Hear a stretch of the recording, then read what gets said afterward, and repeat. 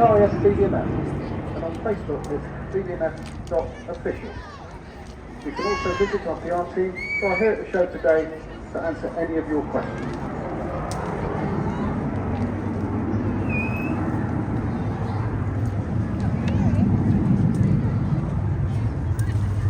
So, photographers, be on the alert now. A unique formation, a unique afternoon, just clean clear sky, perfection. I was also just thinking about the design stable of all the aircraft we've seen in the last 10 minutes.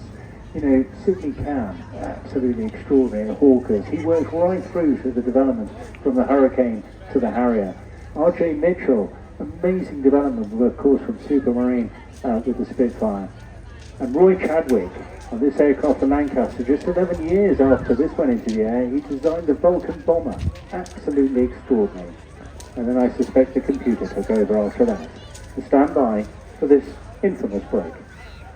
Ladies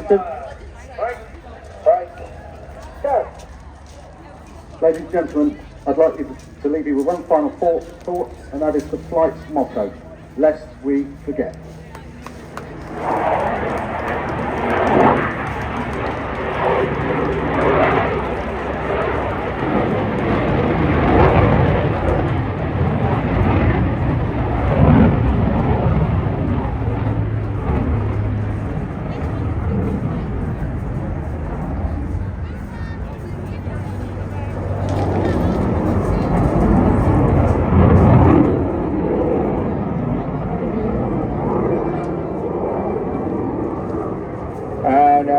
Matt Brighting now goes absolutely ballistic on a perfect day with Typhoon. Now, of course, this is the most phenomenal jet in the Royal Air Force.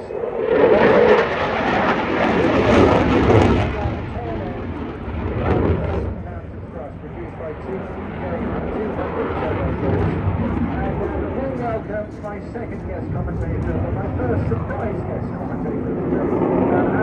Culture, Andy Robbins, ex-Brent himself. Tell us a bit more about jet flying in the Royal Air Force. Well, George, it's lovely to be back here. It's one of my favourite places. I remember doing one of the competitions up at the Montello Tower back in the day. So here we are, the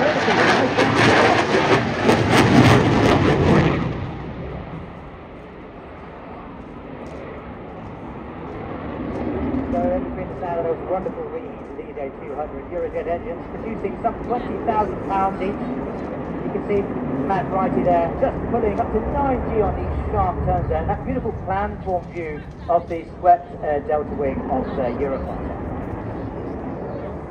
Setting up now with those high lift devices. Those same devices allowed him to fly slowly behind the tail of the Lancaster, somewhere in the vicinity of 150 knots. Here at 600 knots.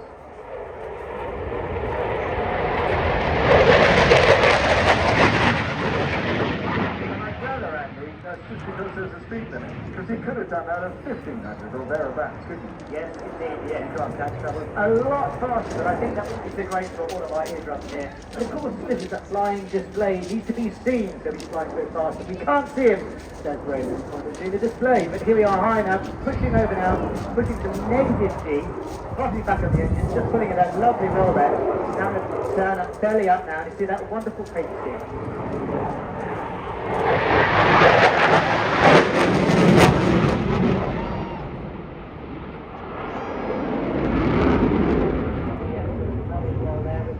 Both engines in reheat. You can just see the clouds of being formed on the wings due to the change in air pressure. Matt is actually tearing the air apart and changing the air pressure, bringing out the water vapour. This wonderful seaside display. You have a nickname for that, don't you, in the business? Swaff or Faff or something? Spoff. Spoff, that's it. Spoff. It's just air moisture, isn't it?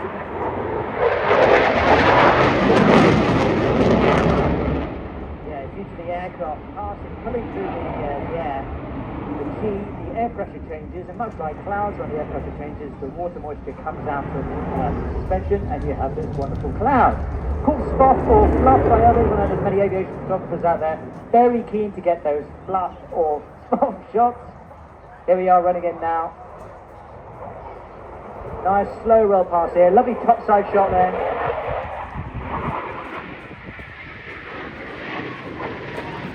Lovely slow roll, a little bit of push over the shot there, just to keep it nice and level above us here in the display zone. Now it's all not quiet now as the aircraft slows down.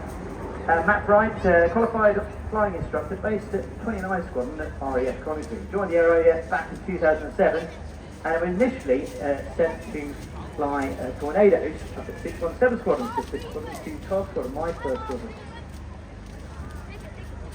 But now, Matt is just setting up for these slow-speed, high-alpha parts, deploying those high-lift devices which allow him to fly externally and balancing the lift and the speed of the aircraft with the power very delicately controlled from the engines on his throttle plate. Balancing the aircraft on the thrust of the engines, generating the lift on that beautiful delta wing.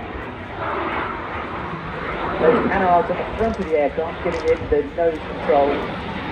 Balance again.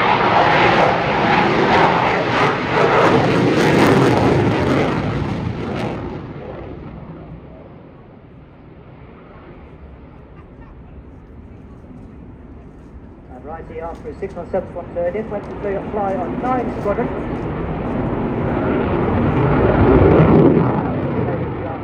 Pulling high over the top now. I believe in the tornado VR4, but now without the service.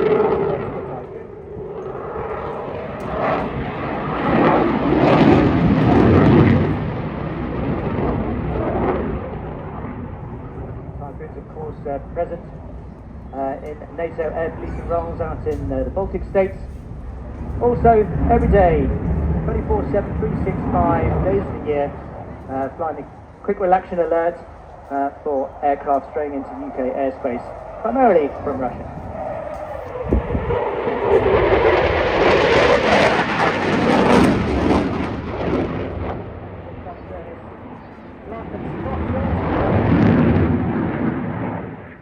So those rakish angles of those forward canards giving Brighter those fantastic nose authority against the power of those powerful 20,000 pound each engines.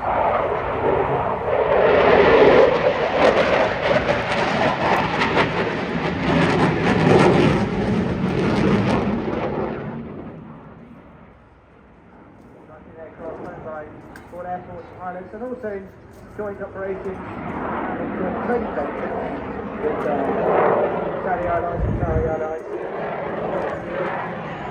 All over the world,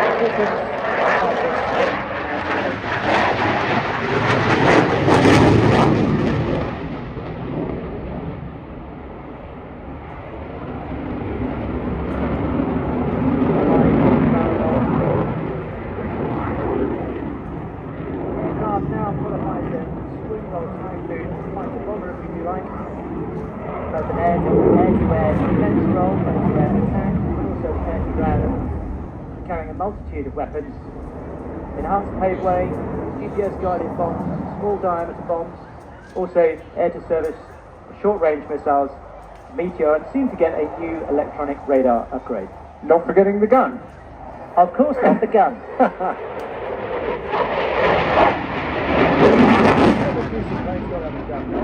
We'll talk more about that later. Exactly. You get into the dogfight, you need it, Yeah. but you'll never actually, hopefully, ever get to the dogfight. So it's more Now, of the air underside of this aircraft when it comes, it gives a really good example of how to mount all those weapons, doesn't it? Yes, all those hard points now.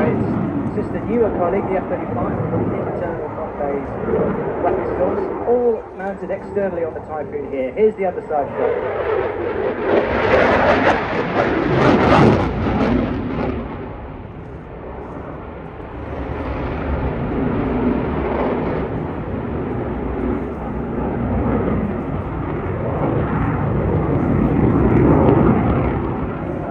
Beautiful big rolling barrel roll around its forward velocity vector, not along the longitudinal axis, much like its older aircraft, as designed by previous great British aircraft designers.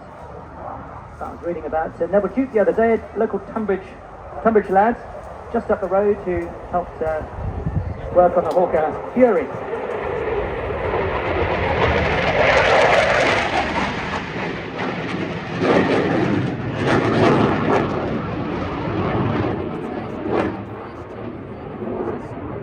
And that, as we say in the business, is a wrap for the first phase of